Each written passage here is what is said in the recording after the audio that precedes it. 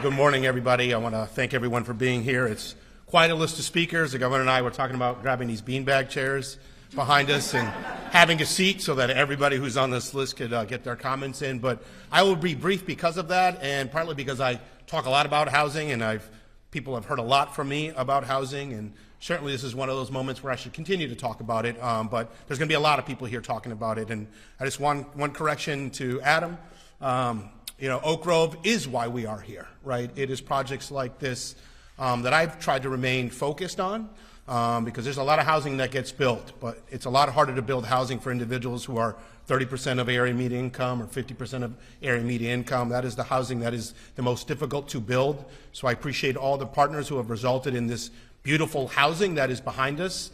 What we see around us is an opportunity to reduce the stigma that is often associated with affordable housing, which makes housing policy so difficult to tackle because people want to make assumptions about the people who live in the type of housing when it's deemed affordable or deemed to be operated by a public housing authority. They are nothing but people. They are our neighbors, they are our friends, perhaps they are family members of ours.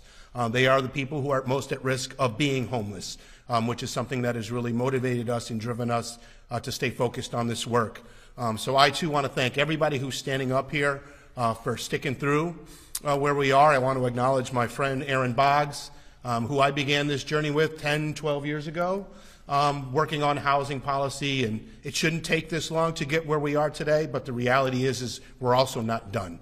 There's a lot more work to be done, whether it's implementation of this bill or continuing to address a lot of the issues that remain unresolved, and we know that there are many issues. But for the moment, I want to celebrate where we are today and thank all the partners that we have up here, and thank the governor for staying at the table, for keeping, I guess, this side of the room at the table, and for keeping that side of the room at the table, right? And it's we laugh about it. I want to acknowledge Brian O'Connor, who's here in the crowd, and David Corris, and many others who lent their voice, their expertise, and their professionalism to the last 5-6 months of work to get us to where we are today.